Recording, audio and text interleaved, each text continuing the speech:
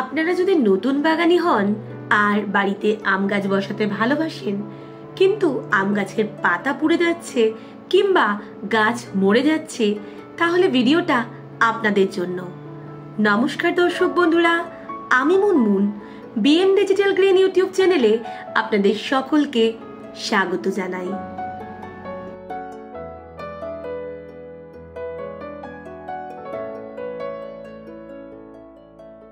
এই আমের কুশিটা থেকেই ভিডিওটা শুরু করলাম। বন্ধুরা, আপনারা নিশ্চয়ই দেখতে পাচ্ছেন নতুন একটা আমের কুশি বা আমের পল্লব, যাই বলুন না কেন, এসেছে। এই আম গাছটা হলো ব্যানানা ম্যাঙ্গোর একটা গাছ।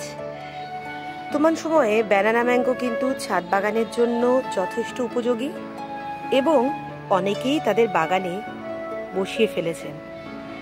আমার ছাদ বাগানে এই গাছটা ছিল না, এই বছর এনেছি একসাথে 5টা গাছ। গাছটা দেখেই বুঝতে পাচ্ছেন যে সব পাতা ঝরে গেছে, একটাও পাতা নেই। গাছ কেনার সময় যে পাতাগুলো ছিল সেই পাতা কিন্তু একটাও নেই। আর এখন দেখুন ছোট্ট একটা নতুন কুশি এসছে। পাতা ঝরে গিয়ে এই রকম নতুন কুশি এসছে, যেটা দেখে আমার ভীষণ আনন্দ হচ্ছে। 5টা গাছ একসাথে কিনেছিলাম। এটা হলো কিং অফ চাকাবাদ, একটা কালারিং আম।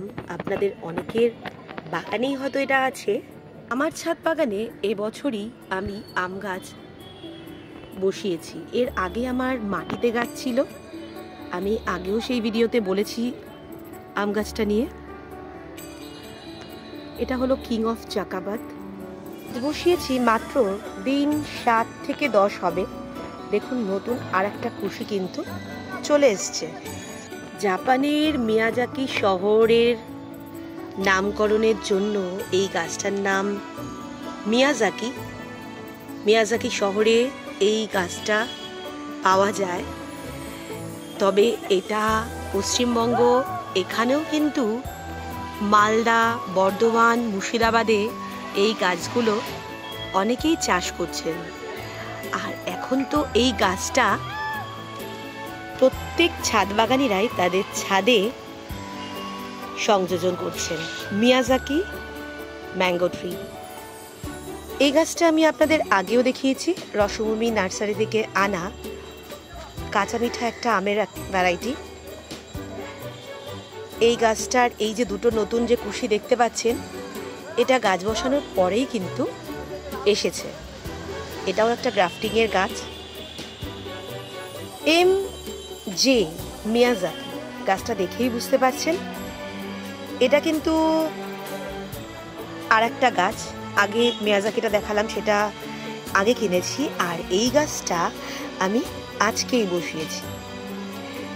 আম গাছের ক্ষেত্রে একটা অসুবিধা আমি অনেক ভিডিওতেই দেখেছি, যে নতুন বাগানিদের গাছের পাতা পুড়ে যায়।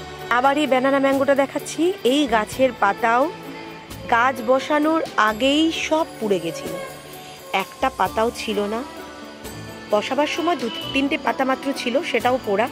সেই অবস্থাতেই আমি গাছটা বসিয়ে দিয়েছিলাম।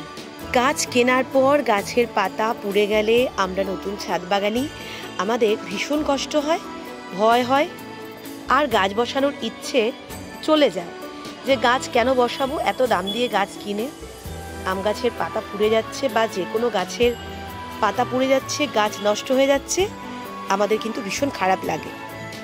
এটা হলো কাটিবান ম্যাঙ্গো, এটাও দেখাচ্ছি। এবছর আমি ঠিক করেছি মোট 10টা আম গাছ আমার বাড়ির ছাদ বাগানে বসাবো। কারণ যেহেতু আমার বাড়ির ছাদ বাগানে একটাও আম গাছ ছিল না, আমি আগেই বলেছি নানান ধরনের সবজি, ফল, ফুল এগুলোই চাষ করতে ভালোবাসি সম্পূর্ণ জৈবভাবে। পেয়ারা গাছ, অন্যান্য ফল গাছ আমার বাড়িতে রয়েছে, তবে আম গাছ কিন্তু এইবারে নতুন সংযোজন আমার ছাদ বাগানে। সমস্যাটা হয় নতুন ছাদ বাগানিদের জন্য, তারা হয়তো ভাবছেন যে আম গাছ বসাবো বা কিভাবে বসাবো, কোন ভ্যারাইটিগুলো বসাবো, আমি বলবো ব্যানানা ম্যাঙ্গো, কাটিমান, মিয়াজাকি, কাঁচা মিঠা, এগুলো আপনারা সবটাই বসাতে পারেন। তবে গাছগুলো হতে হবে বিশ্বস্ত কোনো নার্সারির। গাছ যদি ভালো নার্সারি থেকে কেনেন তাহলে একটাই সুবিধা, আপনারা সঠিক গাছটা কিনতে পারবেন। বেদা গাছটা আমার রয়েছে প্লাস্টিকের একটা টবে। আমি বলবো আম গাছের ক্ষেত্রে মাটির টবই সব থেকে ভালো। আর যেই সাইজের গাছ আপনারা কিনবেন তার থেকে অতিরিক্ত বড় টব দেওয়ার প্রয়োজন নেই। এই সাইজ যদি অতিরিক্ত বড় হয় তাহলে কি হবে, জলও আমাদের বেশি দিতে হবে, তার ফলে গাছ অতিরিক্ত জল সহ্য না করতে পেরে গাছ কিন্তু মারা যেতে পারে। দেখুন গাছে বুঝে বুঝে জল দিচ্ছি, আগেই বললাম বেশি দিন হয়নি, নতুন কুশি কিন্তু আসছে। গাছ বসাবার ক্ষেত্রে কোনো ভুল হলে নতুন কুশি আসা তো দূরে থাক, গাছের পাতা পুড়ে যাবে, গাছ খুব তাড়াতাড়ি মারা যাবে। তাই অযথা ভয় না করে মাটিটা সুন্দরভাবে প্রস্তুত করুন। মাটির মধ্যে যে কোনো এক প্রকারের জৈব সার, সেটা হতে পারে পুরনো কাউডাং কম্পোস্ট, হতে পারে ভার্মি কম্পোস্ট, হতে পারে লিফ কম্পোস্ট, সেটা আপনারা মিশিয়ে দিন। আর তার সাথে একদম সামান্য পরিমাণে একটু বালি ব্যবহার করতে পারেন। আম গাছ এঁটেল মাটি পছন্দ করে, তাই চেষ্টা করবেন এঁটেল মাটি জোগাড় করার। আর যদি না থাকে, বাগানের যে মাটি আমরা ব্যবহার করি সেই মাটিটা একটু বেশি পরিমাণে নেবেন, 70%, আর বাকিটা দেবেন কম্পোস্ট। তবে কম্পোস্টটা ভালো মানের হতে হবে।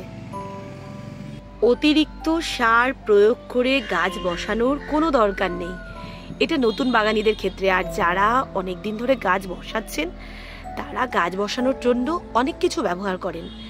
আমরা যারা নতুন বাগানি, মাটি, ভার্মি কম্পোস্ট বা কাউডাং কম্পোস্ট, সামান্য পরিমাণে এক মুঠো বালি, মাটির টব ব্যবহার করব।